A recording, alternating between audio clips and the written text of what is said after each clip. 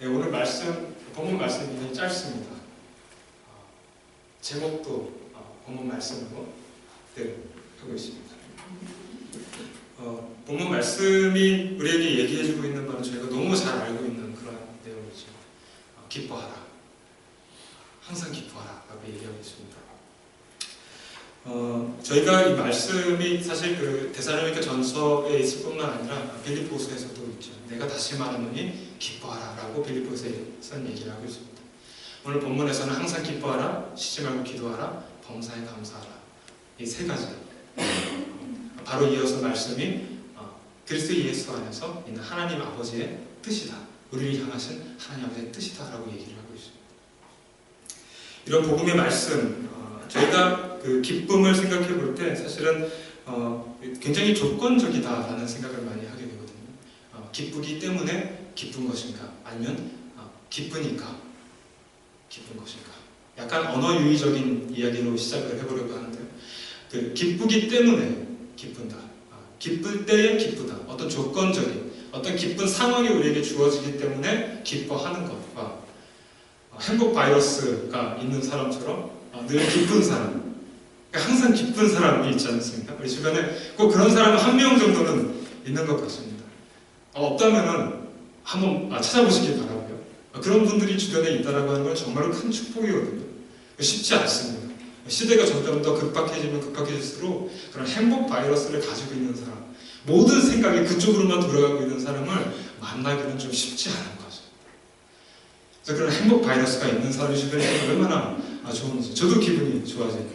아무리 시무룩해져 있다가도 그 사람을 만나면 왠지 기분이 좋아. 교회가 그런 곳이 아닌가 생각해 봅니다. 저희가 조건적인 기쁨에 대해서 먼저 얘기를 했는데요. 사실 그리스도인들에게는 굉장히 조건적인 기쁨이 따르고 있는 것을 오늘 본문에서 얘기를 하고 있습니다. 저희에게 있어서 기쁨이다라고 한다면 예수 그리스도 안에 있는 기쁨이다라고 얘기할 수 있을 것 같습니다. 복음 안에 주어진 기쁨. 사실 저희의 설교는, 교회에서 드려지는 모든 설교는 해답이 이미 주어져 있는 설교입니다. 그래서 최근에 저희가 많은 조사 연구에 따라서 성경 말씀을, 설교를 듣게 될 때 저희가 보통은 다 제목과 본문 말씀을 통해서 그 날에 있는 설교 내용을 간파할 수 있다라고 하는 그런 조사가 나와 있더라고요. 그런데 사실 저희의 설교는 되게 일획적입니다. 한 가지입니다. 예수 그리스도 안에 해답이 있다라고 하는 것입니다. 그런 일획적인 것이기 때문에 단순히 주제와 제목만 보지 않더라도 교회 안에서 얘기가 되어지는 것은 항상 같다라고 할 수 있겠죠. 그렇기 때문에 저희의 기쁨은 사실 굉장히 조건적인 기쁨입니다. 예수 그리스도가 계시지 않으면, 예수 그리스도가 우리 삶 가운데 있지 않으면, 예수님께서 그 십자가의 복음의 메시지를 우리에게 들려주지 않았다면 우리에게 기쁨이 있을 수 있는가?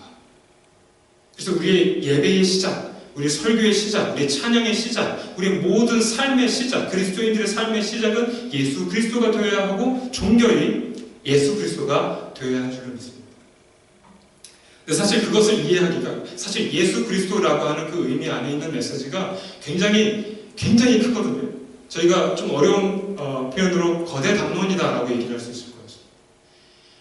예수 그리스도 안에 있는 것이 너무나도 크기 때문에 우리가 사랑을 생각하면 단순히 사랑을 하나로 규결할 수 없는 것처럼 굉장히 거대한, 그런데 이 거대한 것이 그냥 거대한 것이 아니라 굉장히 거대한 좋은, 참 좋은 그것으로 존재하고 있습니다.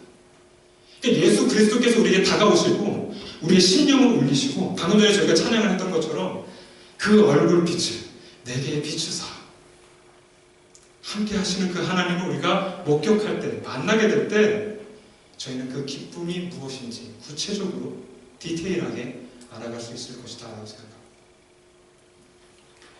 사실 이 기쁨을 이해한다는 것이 오늘날 살아가면서 정말 쉬운 일은 아닙니다. 사실 저희가 기쁨, 온전히 기뻐해야 되고 항상 기뻐해야 된다고 한다면 그 기쁨의 반대가 되는 슬픔이라고 하는 것을 완전히 제거를 해야 되거든요. 슬픔의 요소가 되는 것, 괴로움의 요소가 되는 것, 고통의 요소가 되는 것을 제거를 해야 기쁨이 올 수 있는 것 아니겠습니까? 적어도 기쁜 것으로 그것을 shift out 할 수 있어요. 저희 안에 어떤 패러다임이 있었는데 그 패러다임을 shift해서 어떤 그 절망 가운데 있었던 생각에서 소망이 있는 생각으로 넘어가게끔 하지 않으면 기쁨이 찾아올 수 없죠. 그렇지 않고서는 숟가락을 들어서 설탕을 한 숟가락 푹 퍼서 입에다 넣는 사람은 없겠죠. 그렇죠?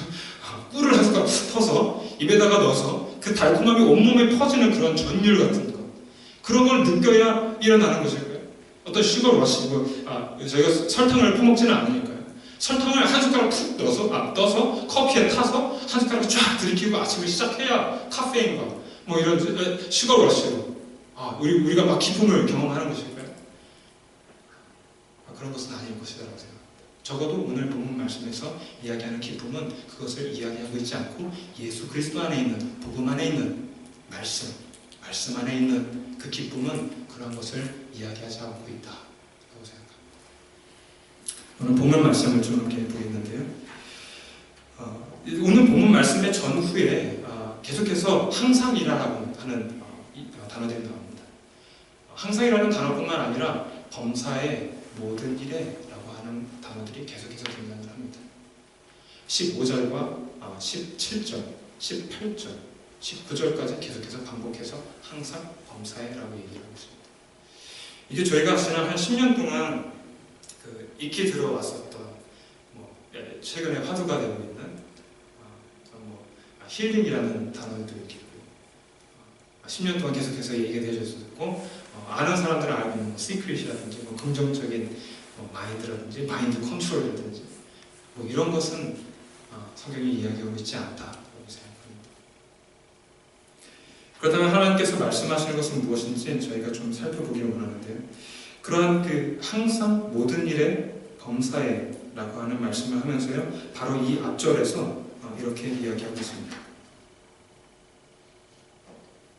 15절입니다. 삼가 누가 누구에게든지 악으로 악을 갚지 말게 하고 서로 대하든지 모든 사람을 대하든지 개인적인 것이든지 대중적인 것이든지 공동체적인 것이든지 그 모든 일에 항상 선을 따르라. 15절 말씀입니다. 항상 선을 따르라고 얘기하면서요, 무엇을 하라 라고 얘기를 하고 있습니다. 그렇다면 이 앞절은 어떤 가르침들이 주어지고 있는 내용이다 라고 볼 수 있는데 16절과 17절도 계속해서 무엇을 하라 라고 이야기를 하고 있어요. 5장 전체의 말씀을 보기 이전에 1장부터 4장까지는 이 데살로니가 교회에 특별한 어떤 메시지가 있었습니다. 메시지가 있었기 때문에 편지를 보내게 되거든요. 그러니까 이제 두 번째 전도 여행을 나간 바울이 실루아노와 디모데와 함께 아테네에 거하고 있었습니다. 거하고 있을 때 속보를 듣게 된 거죠. 보고서와 함께 속보를 듣게 됐는데 이 데살로니가 교회에 많은 어려움이 있습니다. 첫 번째, 이단의 어려움이 있습니다. 두 번째, 우리가 그러한 것으로 인해서 핍박을 받고 있습니다. 우리의 가르침들이 잘못되었다는 것으로 인해서 핍박을 받고 있고 굉장한 혼란 속에 빠져 있습니다. 데살로니가는요, 지금의 그리스 지역입니다. 지중해 바로 윗부분이고요, 마게도니아 바로 아랫부분입니다. 그러니까 이 지역상 지금 안디옥에서부터 쭉 거쳐서 지금 아테네까지 바울이 이동을 한 것입니다. 그러면서 몇 주간 잠깐 머물러 있는 동안에 만난 그룹이에요. 그런데 예수님을 영접한 사람들이 하나둘 나타나기 시작하면서 그들의 마음이 뜨거워지는 것과 함께 서로 함께 교회, 공동체를 형성하게 된 것입니다. 이 만남 자체가 그들에게 굉장히 큰 충격이었죠. 단순한 충격이 아니라 전에 믿고 있었던 신에 대한 잘못된 개념, 그 신에 대한 개념이 자기에게는 컨슈머리즘, 어떤 생계를 이어가기 위한 어떤 경쟁을 위한 도구로서 신이 이해를 줬었는데 그 신이 사랑으로 우리에게 다가오셨다. 십자가에 죽으시고 부활하셨다라고 하는 메시지로 다가온 것이 그들에게 굉장히 큰 충격이었던 거죠. 신이 나를 사랑한다 라고 하는 개념이 너무 새로웠던 것이죠. 그렇게 복음을 믿고 듣고 살아가는 중에 그들에게 있어서 굉장히 중요했었던 예수님의 승천 사건, 그리고 부활 사건, 그런 것으로 인하여서 예수님이 다시 오신다라고 하는 그 소망이 주어졌던 것이죠.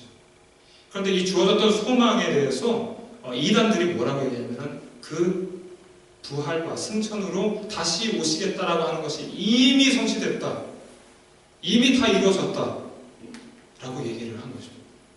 그러니까 지금 예수님께서 다시 오시는 것이 굉장히 소망이거든요. 왜냐하면 요한복음 15장, 오늘 말씀과 함께 컴패리슨으로 볼 수 있는 말씀이 요한복음 14장과 15장이거든요. 그러니까 예수님께서 고별 설교를 하시면서 내가 아버지께로 가는데, 그러니까 제자들은 그때 무슨 말을 하는지 몰랐었죠. 그러니까 내가 아버지께로 가는데 아버지께로 갔다가 다시 올 거다. 소망을 잃지 말고 함께 기도하고 함께 모여서 선을 행하라. 방금 읽었었던 15절 말씀과 같이 서로 선을 행하라 라고 말씀하셨던 고별 설교의 이 모든 오늘 데살로니가 전서의 이야기에 압축되어진 내용들이 시작되어진 시발점이 거기에서 있었던 것입니다. 그러니까 데살로니가 전서는 무엇으로 볼 수 있냐면요, 종말론에 대한 이야기입니다. 종말에 대한 이야기. 종말을 이제 4장에서 얘기를 하고요. 그리고 5장으로 넘어오게 되는 것입니다. 그러면서 종말에 대해서 이야기를 하면서 그 종말을 어떻게 준비를 해야 되는가를 얘기하는 것입니다. 제가 정말 쉽지 않은 그러한 말씀을 함께 나누고 있는데요. 항상 기뻐하라라는 것도 쉽지 않은데 종말을 얘기하는 것까지 오늘 함께 하고 있습니다. 그렇다고 한다면 저희가 종말에 대해서 좀 더 정확하게 얘기를 해야 될 것 같습니다.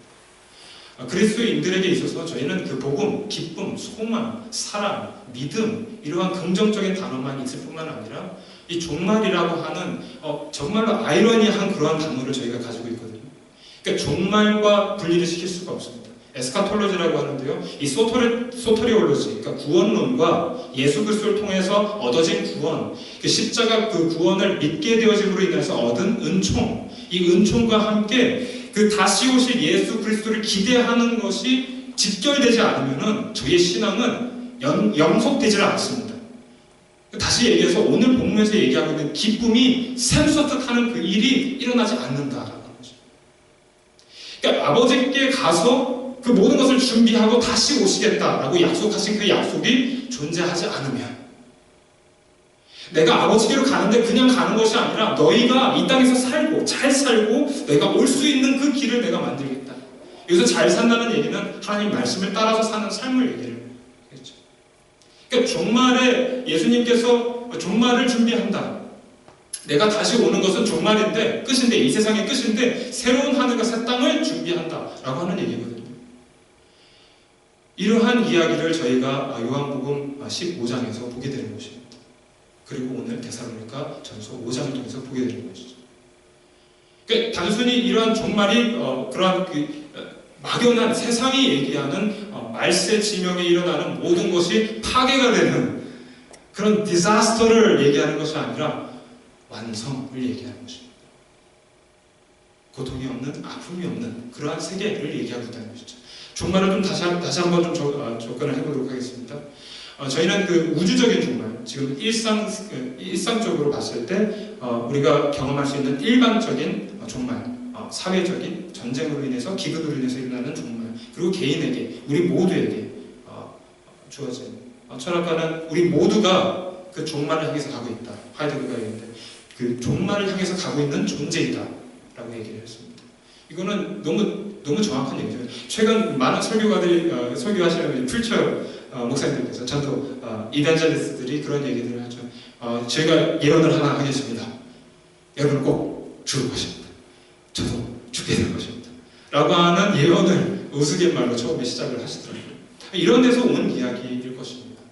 그러니까 철학가가 얘기한 우리는 다 죽음을 향해서 가고 있는 존재이다 라고 하는 데 있어서는 저희가 반론을 제기할 사람이 어느 누구도 없을 것이라고 생각합니다. 이 시대에 어떤 사람은 내가 영원히 살 것이다 라고 살 것처럼 살았던 그 어느 누구도 다 결국에는 죽음으로 인생을 마치었다는 것이죠. 심지어는 부활했던 나사로도 죽음을 경험하게 됐어요. 그의 영원히 살았다라고 하는 보고가 없으니까요. 병고침을 받고 낫게 되어진 사람도 다시 그 죽음의 문 앞에 서야 하는 것입니다. 그렇다고 한다면 우리의 인생은 무엇인가? 죽음을 향해서 가고 있는 우리의 인생은 무엇인가? 그 인생으로 하여금 하나님께서 우리에게 말씀하시고자 하신 것은 무엇이고, 나는 신이 아닌 인간으로 태어났는데 나는 인간으로서 어떻게 사는 것이 올바르게 사는 것인가? 마치 우리가 정치가 온전하게 되어지면 이 세상이 완벽한 세상이 될 것처럼, 우리가 마치 선을 행하고 많은 선을 행하면 이 세상이 완벽해질 것처럼 하지만, 사실 저희가 선을 행하는 데는 다른 의의가 있습니다. 그러나 굉장히 중요한 것이고요. 그러나 그러한 것으로 인해서 세상은 완벽해지지 않습니다. 그러니까 예수님께서 승천하시면서 내가 다시 올 것이다 라고 하는 얘기는 굉장히 많은 이들에게 소망을 줄 수 있는 그러한 천국이 있다라고 하는 것, 그것은 소망을 주는 메시지인 것이죠. 그렇다면 저희의 결론은 이것입니다. 잘 죽어야겠다. 막 죽음이 아니라, 헛된 죽음이 아니라, 의미 없는 죽음이 아니라 잘 죽어야겠다. 잘 죽기 위해서는 잘 살아야 되는데, 그 잘 사는 것이 무엇인가를 오늘 5장에서 이야기해주고 있다는 것입니다. 5장은요, 종말의 때에 대해서 얘기합니다. 1절에 이렇게 얘기합니다. 형제들아, 때와 시기에 관하여는 너희에게 쓸 것이 없다. 2절에요, 주의 날이 밤에 도둑과 같이 이를 줄을 너희 자신이 자세히 알기 때문이라. 그러고 나서 말세 비신앙인들과 신앙인들을 비교합니다.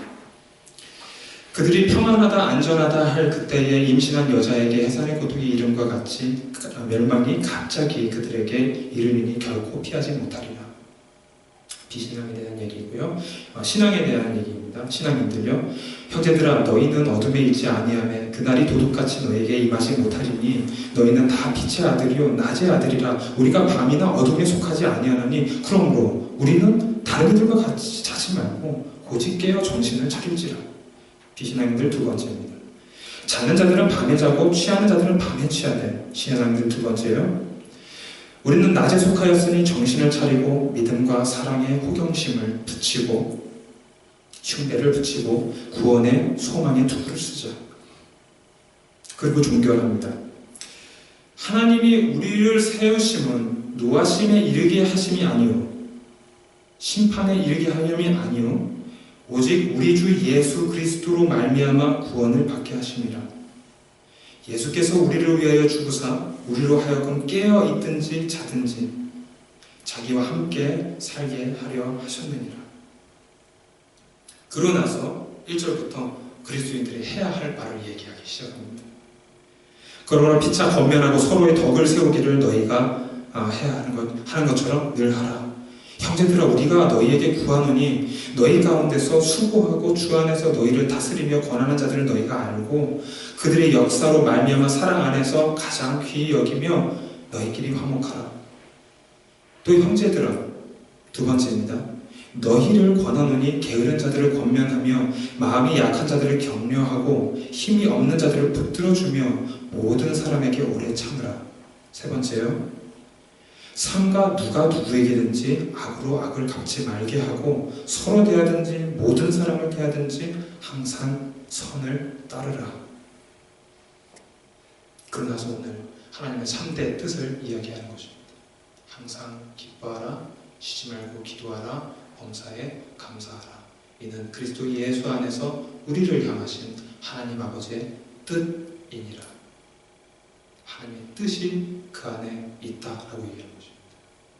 그리스도인들이 기뻐할 때, 항상 쉬지 않고 기도할 때, 그리고 범사에 감사하는 그 삶을 통해서 하나님을 알릴 수 있고 하나님을 나타낼 수 있고 그 천국의 소망이 어떤 것인지 궁금할 수 있게 하고 한다라고 하는 것이죠.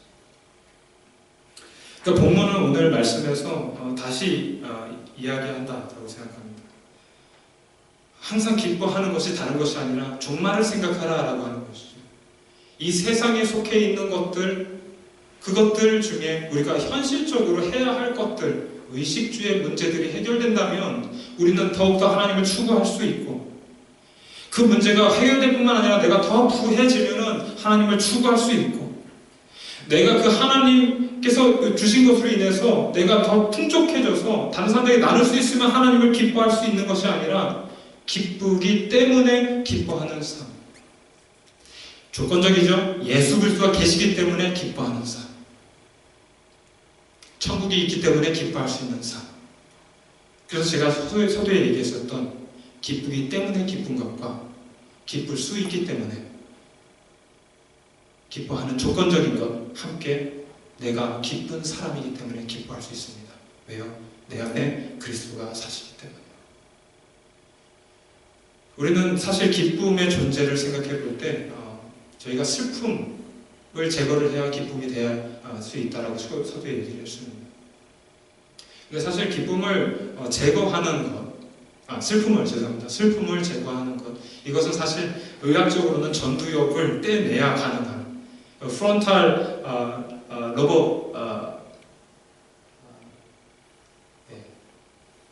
전두엽이요? 뇌엽이라고 얘기합니다. 그것을 제거 수술을 해야만 가능한 것인데 사실은 이 제거 수술을 함과 동시에 사실 슬픔만 사라지는 것이 아니라 기쁨이라고 하는 감정 자체가 다 제거가 됩니다. 그래서 이 수술이 시작되고 난 19세기 말년부터 이것에 대해서 논의가 굉장히 있었고요. 지금도 가끔은 시술이 되지만 어느 한때 굉장히 붐이 일었던 정신과에서요. 붐이 일었었던 시대도 있었고요. 굉장히 그러한 아이러니 가운데 있습니다. 그러한 사람으로, 그러한 창조되어진 인간으로 우리가 살면서 우리는 이 기쁨과 슬픔 사이에서 무엇을 선택해야 하는가, 어떻게 살아야 하는가, 그것을 오늘 성경이 말씀해 주고 있는 것이 아닌가.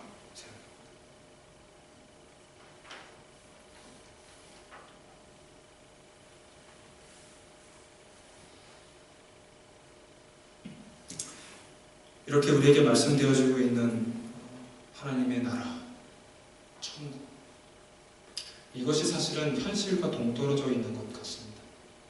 그러나 사실은 굉장히 직결적입니다.